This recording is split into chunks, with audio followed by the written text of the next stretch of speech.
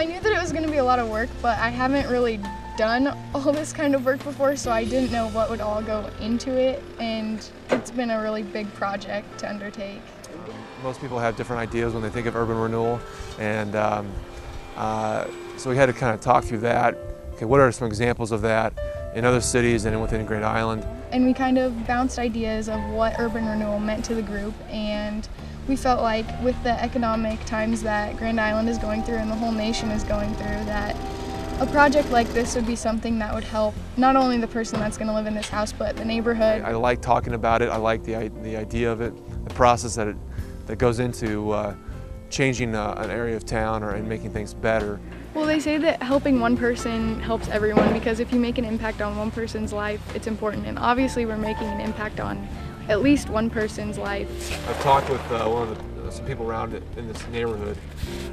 They were really excited that we're here to help. This is a house that was, in their words, not taken care of very well. The previous owner we kind of let it go, and then it was a foreclosure home. And then it sat for a while, so needed some TLC. So I think the kids feel like they can come in and make it a little bit better, help the neighborhood out a little bit. Well, the board members play a really important role. Having an adult opinion in the group is really important because they know a lot about things that as youth we don't understand or we don't know about, and they bring a different kind of idea to the group, and so we kind of bounce ideas off of each other and figure out what will work best, and they kind of tell us when something sounds unrealistic that might sound realistic to us but really isn't. One of the things I appreciate is our kids, they listen well, they think about things before they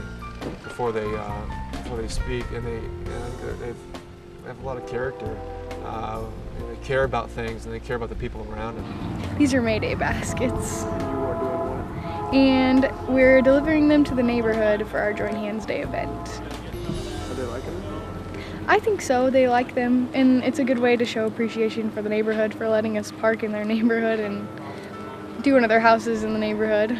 It goes a long ways, and it's nice to see kids collaborate, take an early morning and all through their. A lot of these kids have some different events going on this afternoon, and so their time commitment is pretty tight, and so for them to take some time out of the Saturday instead of relaxing before their other activities, they came out and played with us and enjoyed it, and made life a little bit better for this homeowner here. I would say combined we have about 30 to 35 people working on the house today. Housing Development Authority had a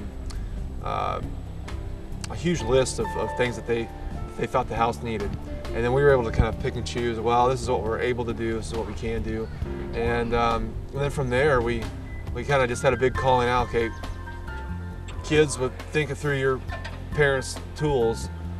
Can you fulfill what we need? And then through there we were able to go and ask some businesses for some help, and so it kind of. And then of course some of the adults have plenty of tools just from years of doing home projects, and so we're able to maybe fill in some gaps as needed. Well, I think that this project is a good project for team building skills. I think that we haven't really had a project where we've all had to work together to really create something, and now it's definitely on everyone to do their part in this project. So I think that the team building and just the connections that we're making with each other here are really important. What's been fun this year is that we've expanded a little bit. I think we've broadened our perspective of, we did the park project last year, but now we've took the next step and we did a urban renewal project that'll continue with leaving a lasting legacy within the city. I think that the CYC gives high school students a good way to use their ideas, and they actually have something to do in the community. So I feel like it's been a really good experience for me.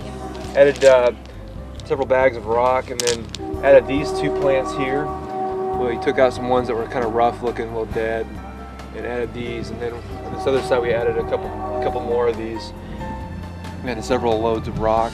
And then in the back we planted some lilies along with some mulch in the back corner. And then we also painted the edge of the concrete block underneath on the foundation there. So doing okay, I think, on the spruce up. I'm really thankful that this is a really great opportunity for me.